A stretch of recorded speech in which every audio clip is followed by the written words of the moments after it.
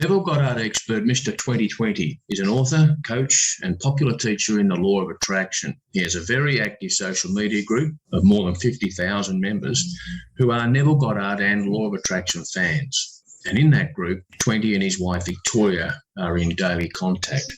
Now, if you struggle to make sense of Neville Goddard, if you want Neville's teachings to be simplified, or if you simply want faster results from the law of attraction, here's Mr. 2020 to show you how.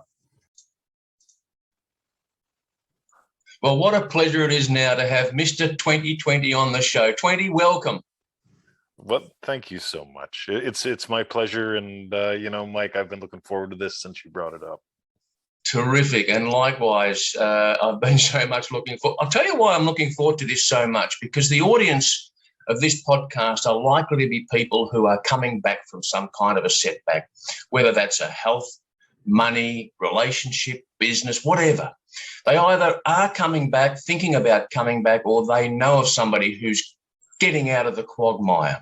And I know you're the kind of guy that has experience from a practical, personal perspective, but also you've got this experience of applying and now teaching as you do the Neville Goddard philosophies. And this is what we're going to get into. But first of all, not everyone who's going to be watching and listening to you now, 20, is going to know who Mr. 2020 is. So can we just wind the clock back a little bit to what you're happy to tell us about your earlier days? You're in Melbourne, Victoria, Australia, but you've got an accent, which means you weren't born in Melbourne, Australia. Take us back to 20's earlier childhood. Where did you grow up and what was life like wherever you were born and grew up and went to school and the earlier things in your life?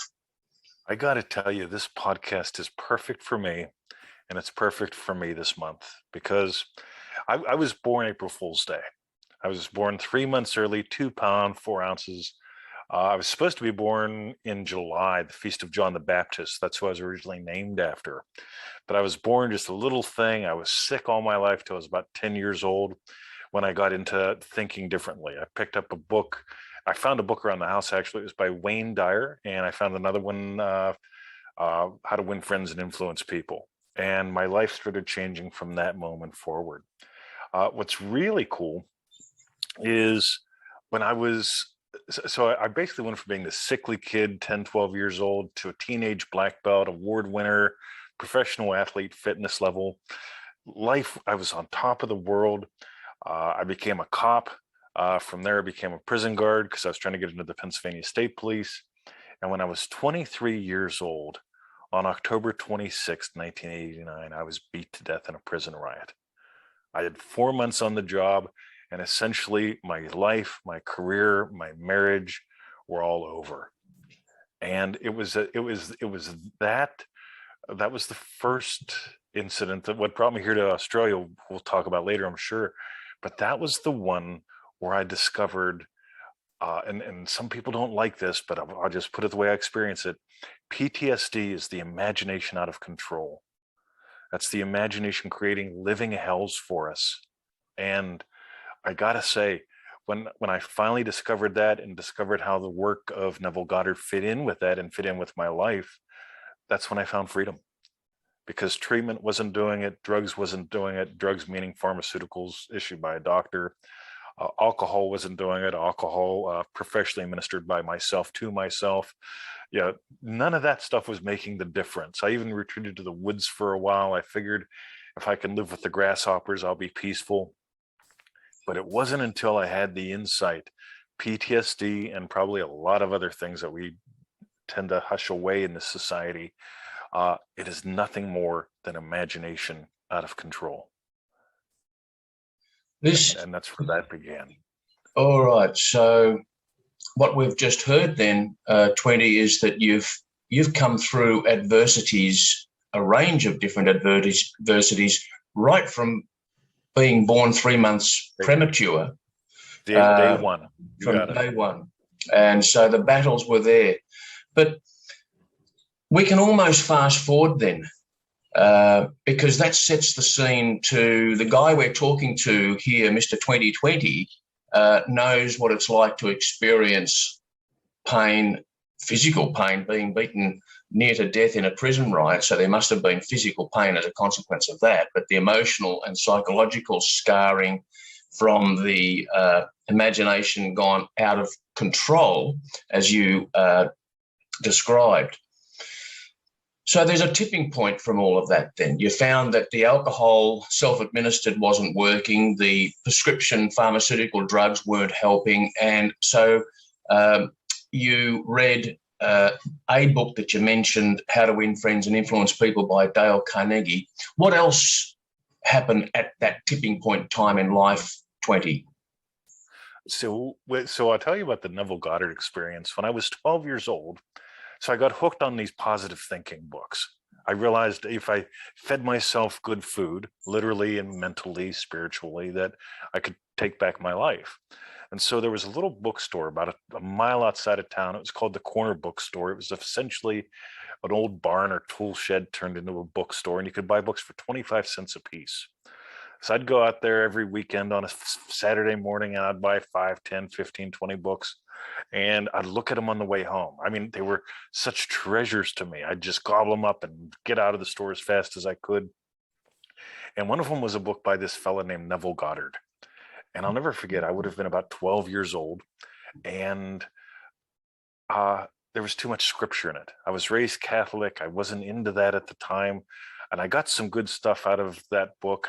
What I got out of there changed my life, but it never made it home. It ended up in a rubbish bin. It's like, I'm not even going to take that home. I don't even want to get into that with my mom or anything. Then after the riot in Camp Hill, I got out of that and trying to figure out what do I want to do with my life. I don't want to be a prison guard anymore. I can't be, they won't even let me be a cop again. And it's like, well, I looked into this thing called Amway. It's like, this looks cool. Good products, good people, positive thinkers. The only thing I got out of Amway was I love the soap. And my upline said, I got a hankering that you'd enjoy this book. And he gave me a Neville Goddard book. And I made it a little further that time. Because it's like, all right, I mean, it's a little scripture-y still for me at that point. But it's like, oh, I got some good bits. And again, I returned the book, no big deal. And it was probably about 5 years later, I was experiencing a spiritual crisis. And then I remembered this Neville Goddard guy that basically said something like, everyone will go through this process. As you're discovering who you are, how life works, your old concept of you is going to die. You're going to have to discover who you truly are. And that got me back into Neville, and which is really wild because I would have never thought that I'd be known for sharing his work. Yeah, I had my own little thing I wanted to do, but it's just become such a cornerstone of the way I teach, literally living from the state of vision, exploring how you perceive the world, because your imaginal experience leads your physical experience.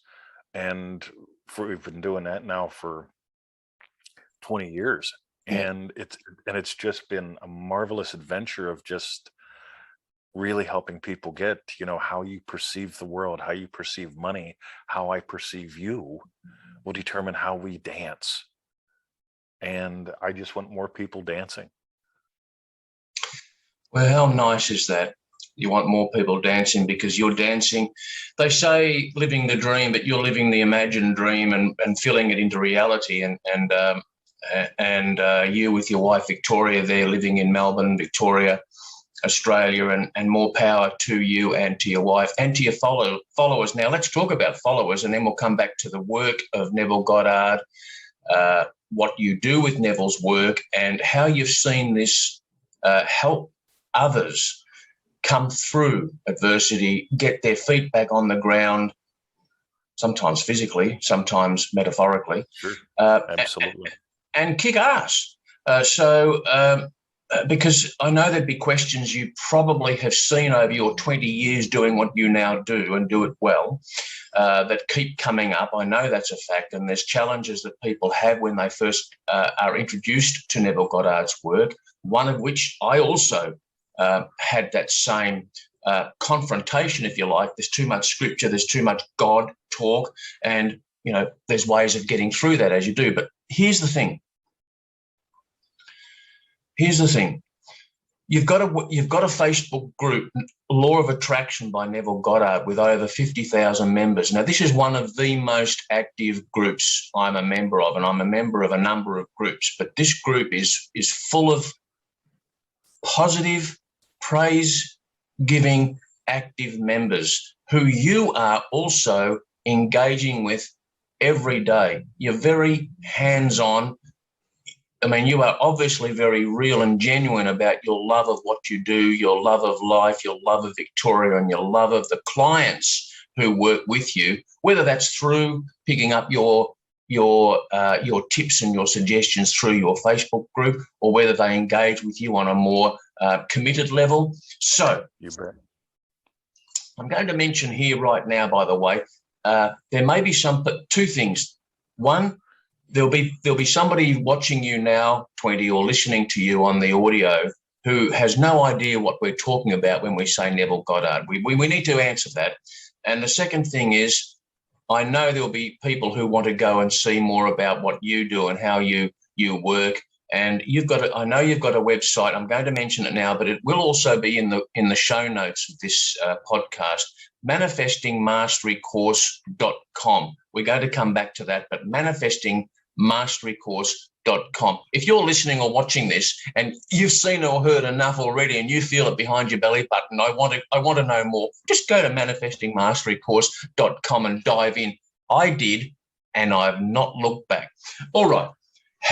If somebody says to you, 20, who's Neville Goddard and what's he about? How do you describe it in a sentence or two? About 100 years ago, there was this fellow, Neville Goddard, who, from what I can tell, Neville had this insane curiosity about how life works. He was raised Anglican and Bible-based, God-loving, fearing family, that kind of thing. But he had a hankering, I'm using that word a lot today, to go to the States and preach the word of God. Now, the fun thing is, when you look at that, he basically learned some of the basics from his father, left Barbados in 1922. About 10 years later, was working with a fellow named Abdullah, who taught him the mysticism side, so on and so forth.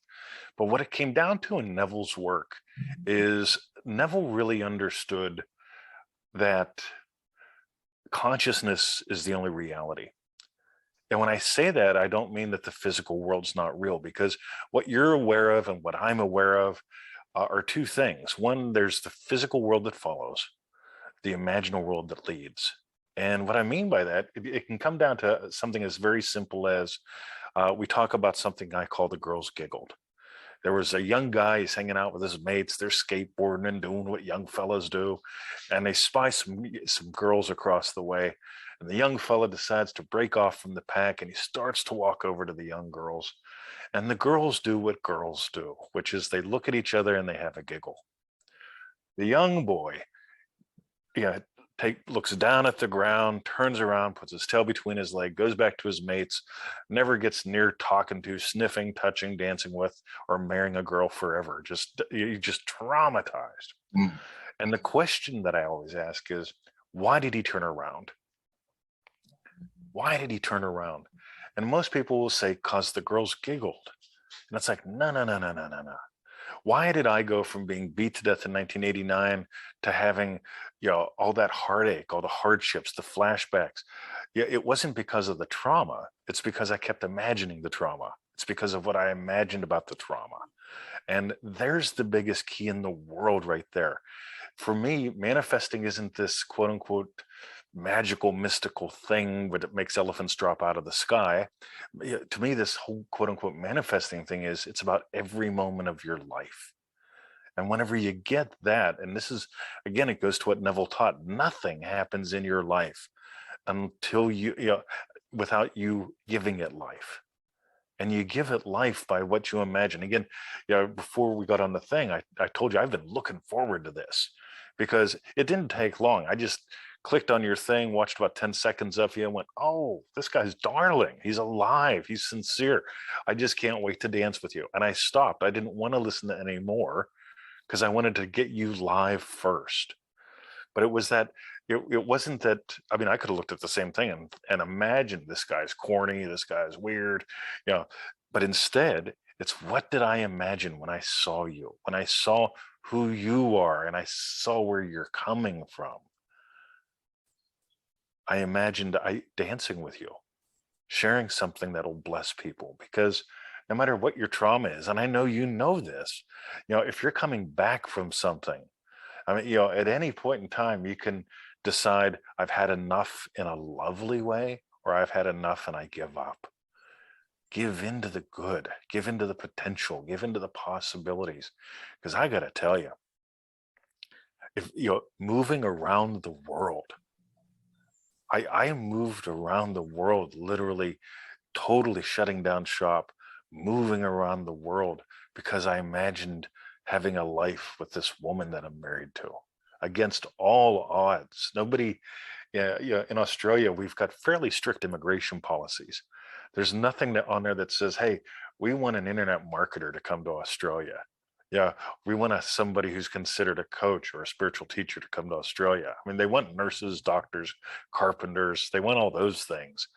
But I'm not on a gifted list. I'm against all odds. They said, let's welcome this guy.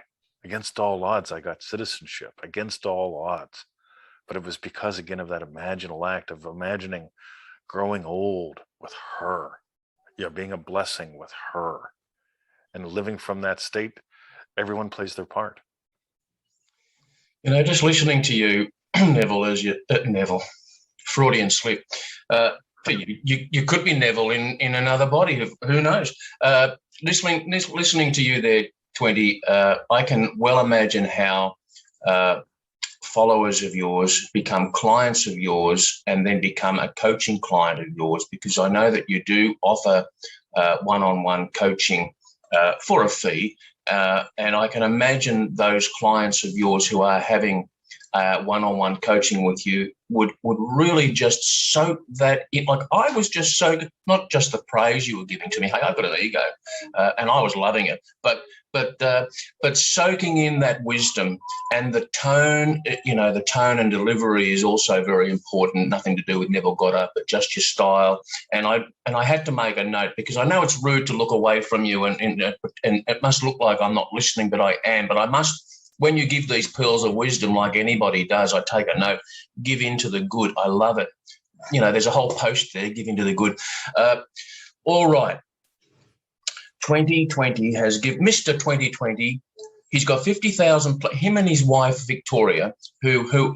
So you're in partnership in this. What do you call it? Is it a mission? Is it a path you're on? What is it that you're on? What are you doing? I call it the kingdom. The kingdom. We've got this kingdom. We're the king and the queen of the kingdom, who are inspiring other people to become the kings and the queens of their kingdoms. There it is. Look, I'm a copywriter, and I'm already impressed with what you're writing as you're speaking it. Right? Okay, so king and queen, Mr. 2020 and Victoria, you've got this work that you're doing together. You're reaching out to more and more people. I know you're a very busy guy. You've been doing. Look, when the likes of Dr.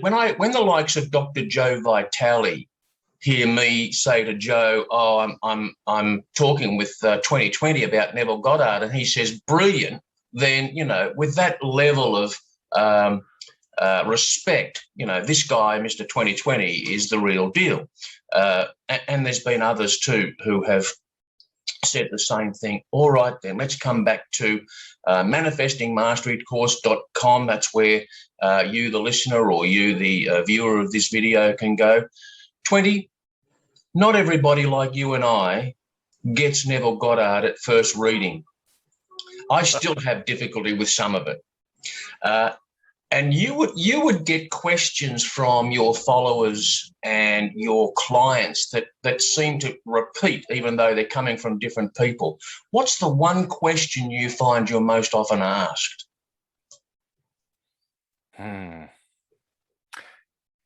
It's going to have something with, how do I make this easy? And so I always ask, tell me, what's your desire?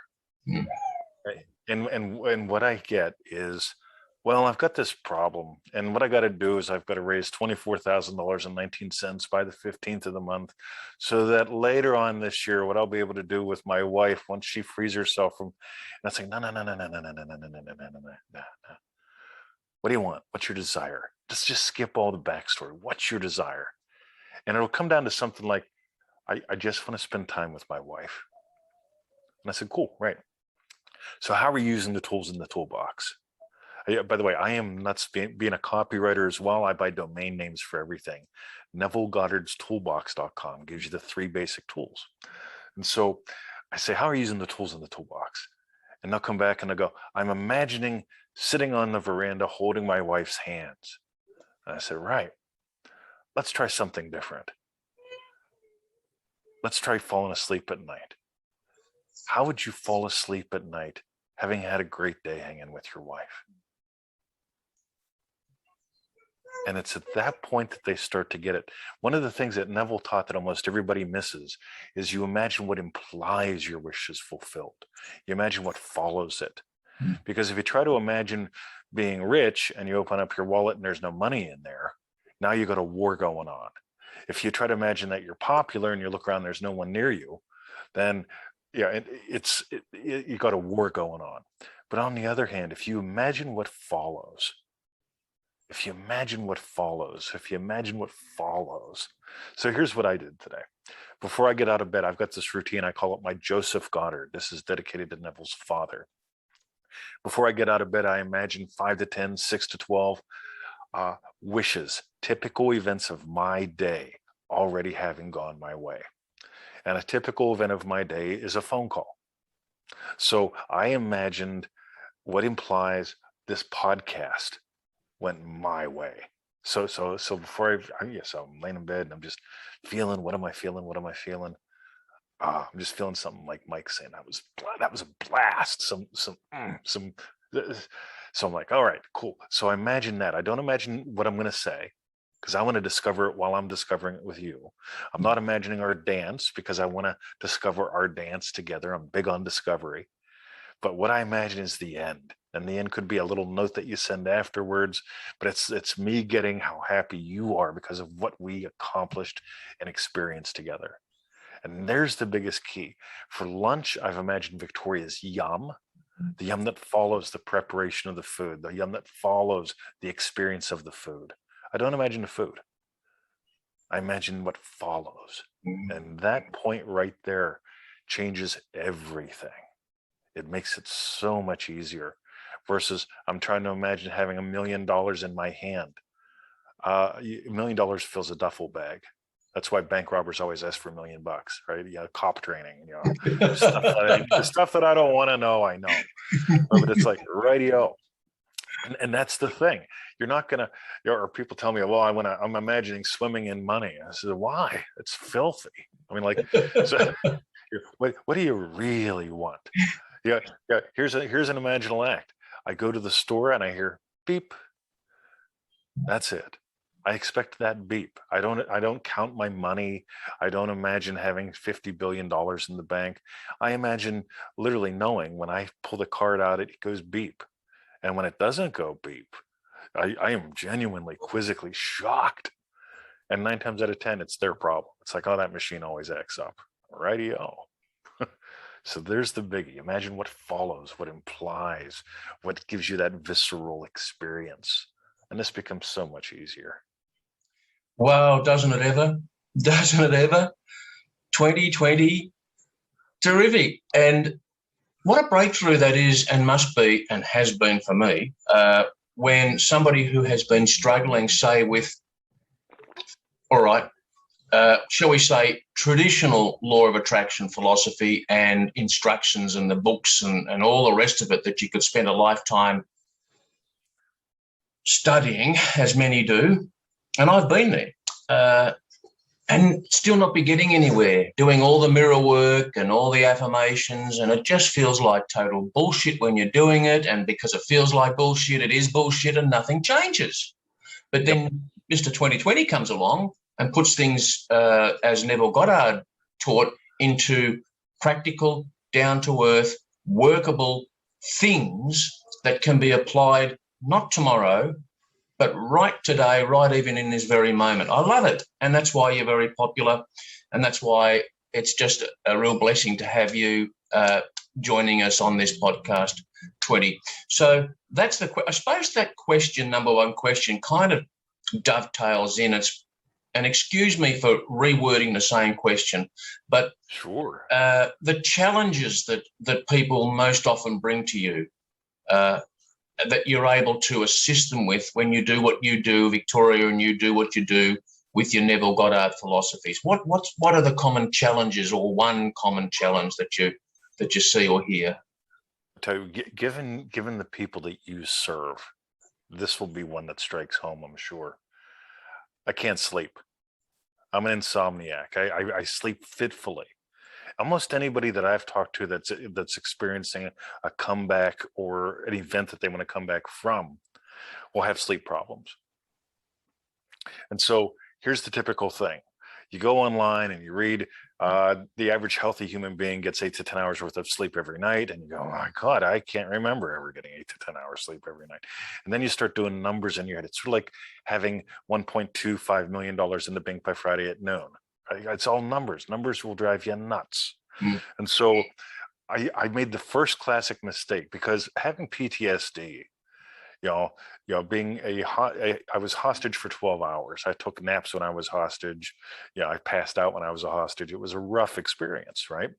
But so all that was anchored in was sleeping. So like sleeping was not fun for me at all. And so I did the normal things. It's like, great, what can I do to get 8 to 10 hours worth of sleep? Well, the shrink gave me some sleeping pills, quote unquote. They didn't work. I tried Budweiser. Budweiser didn't work. I tried all kinds of things that didn't work.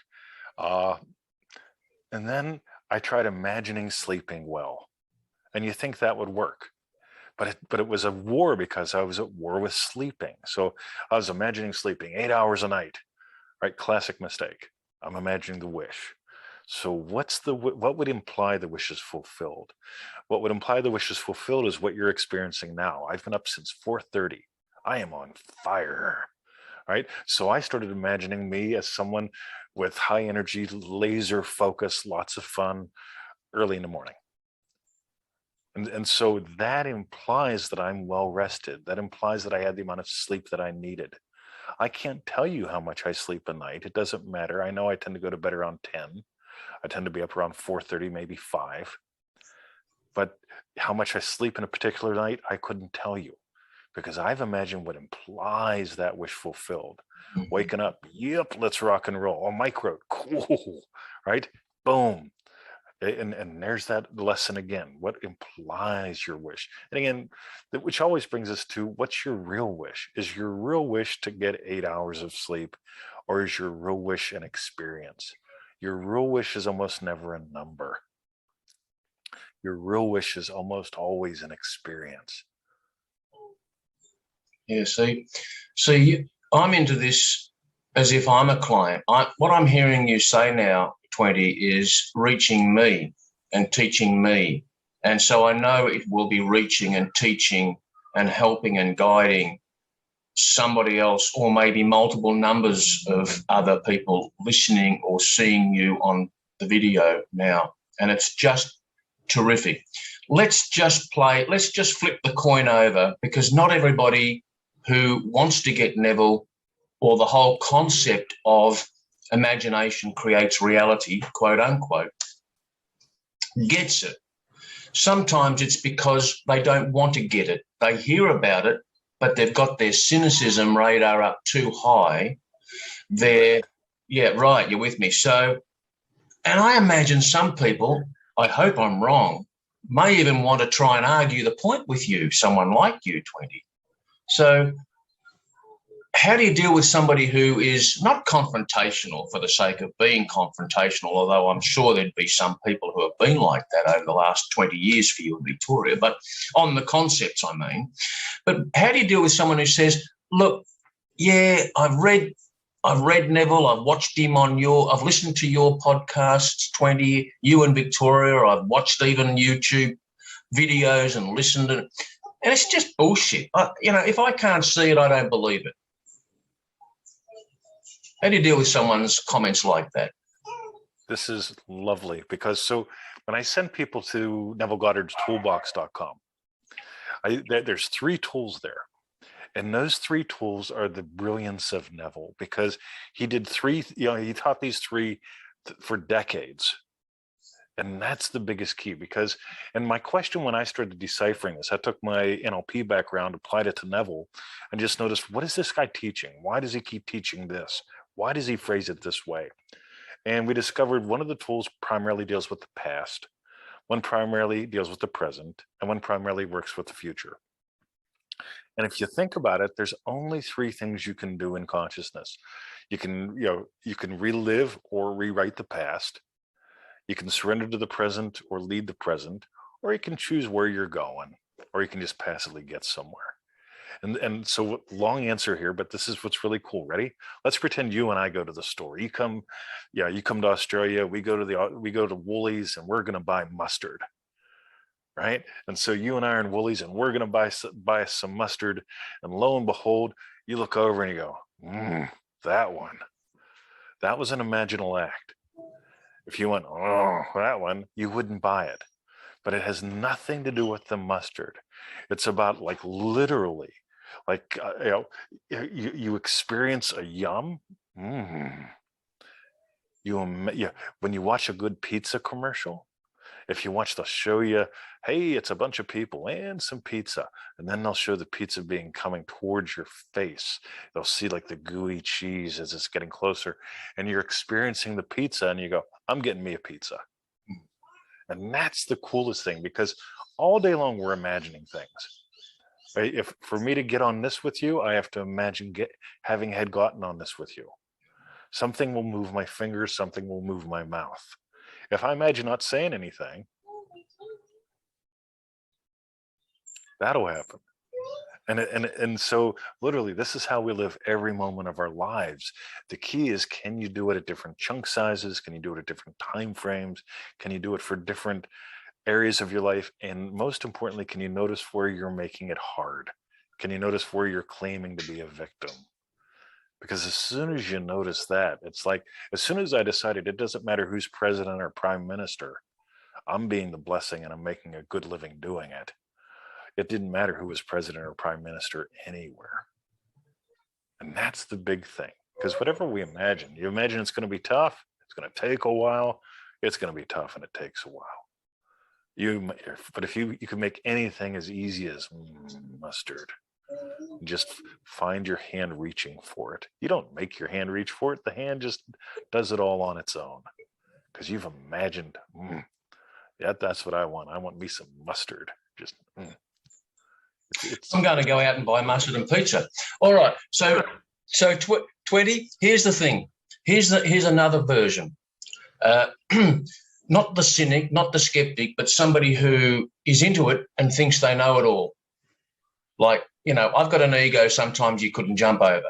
And when I first came across 2020 and the Law of Attraction by Neville Goddard Facebook page, and I'm of the imagination, I'm of the mindset, look, I've been reading Neville and all the rest of it. I know what could anybody else teach me about Neville? All right, that's how I first came to be in your kingdom with Victoria.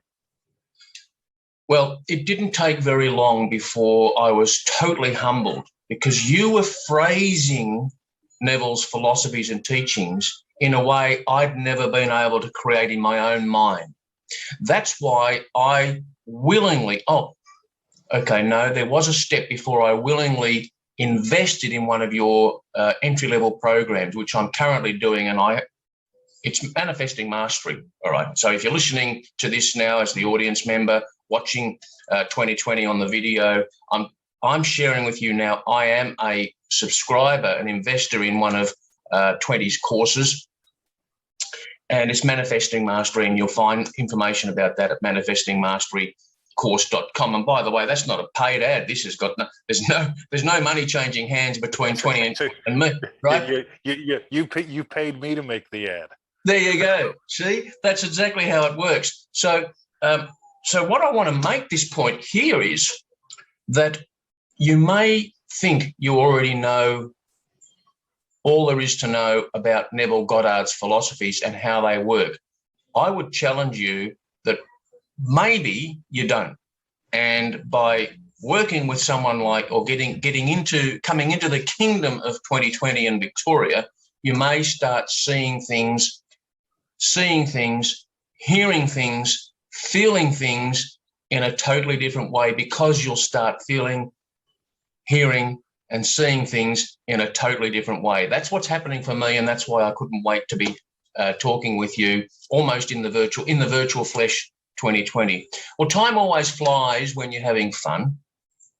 Our time on this recording 20 is almost up, but I'd really like you to give our audience a parting thought, a parting suggestion, if you will.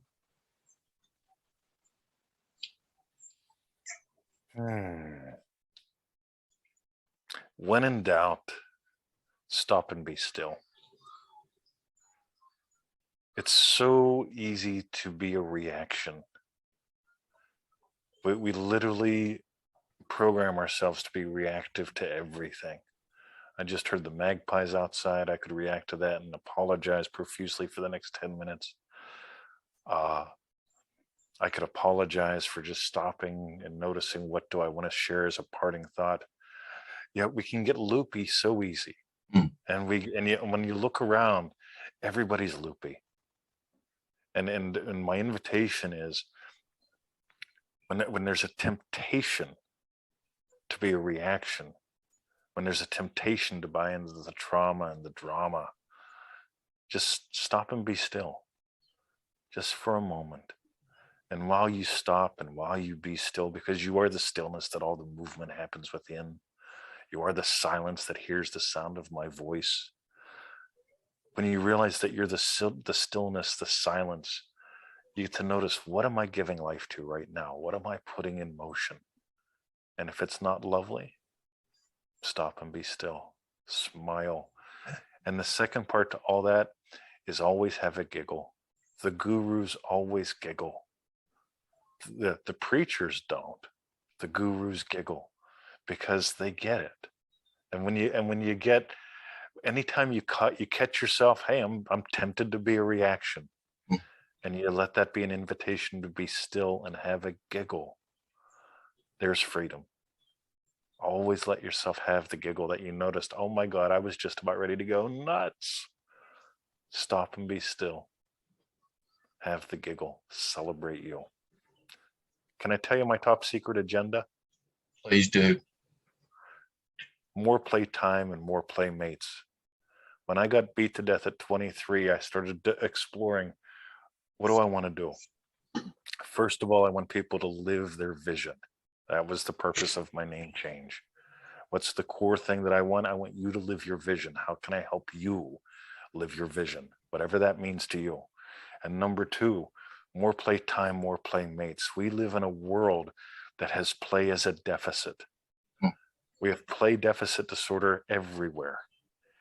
And what I want is more playtime and more playmates. That doesn't mean I go water skiing every day. What it means is I get to appreciate the time with you, with my dogs, with my wife. I get to enjoy chewing on that lovely lunch, whatever it turns out to be. It's going to be lemon spiced chicken today. But more playtime, more playmates. I got in 18 seconds of watching you that not only are you a darling, playmate in the sandbox of life, but you too want people to have more play in their life, more playtime, and real genuine connections, more playmates. And I want to thank you so much for taking the time to dance with me today. What a dance it's been. I tell you what, you're on my next dance card too. Maybe next time, if there is a next time, we can have Victoria join us too, if she's happy and you're willing, and we can do it again, because we've only scratched the surface. But 20, thank you very much for joining us and being on the show, sharing these pearls of wisdom. I've made notes. I've probably got 12 or so little pearls of wisdom you've dropped, and I'm going to include those in the show notes. We've mentioned a few URLs, manifestingmasterycourse.com. You've also mentioned NEVILLEGODDARDToolbox.com. I'll include those in the show notes as well, so that you in the audience can then explore what 2020 is on about in his kingdom with his Queen Victoria. But my recommendation, dare I say, I'm going to actually suggest you go and do it. Go and do what I did. Go and do what some of the 50,000 people who are a member of Law of Attraction by Neville Goddard group on Facebook do. They share their positivity, their experiences, their questions. Neville, there I go again. 2020 is active in the group, fully engaged with those who post, and get on 20. Here's the thing, okay, you in the audience will do what you do and you'll make your choices. Here's what I suggest you do, because it's what I did, so I'm coming from experience here. Subscribe to 2020's email list and start getting his emails, because there's lessons in every one of them. So the investment is time and thought energy, and that's it. Because not everybody's got the money to spend right away. That's just the hardened reality of some people's lives right now. Do that. Just follow some of the suggestions that 20 Makes and Victoria make in their free emails that'll come into your email inbox every day, and then let be guided by that. That's my suggestion. Okay, I'm going to stop talking now. I'm going to, I've made a note here, stop and be still. I'm going to stop my mouth from yabbering and be still right now, or I'll keep going for 20 minutes, because you've got to shut me up. I could talk under wet cement, 2020, we're wrapping up now. We've wrapped up. Thank you very much. Very cool hat, very cool hair, very cool, relaxed looking 2020 in the morning there in Melbourne with the leather briefcase behind you, the genie in the bottle in the lampstand there. We have to talk about that someday and another time when we've got more time. And you in the audience, thank you for joining us on this episode of the Comeback Coach podcast, whether that's audio or on YouTube, and look forward to being with you again really soon.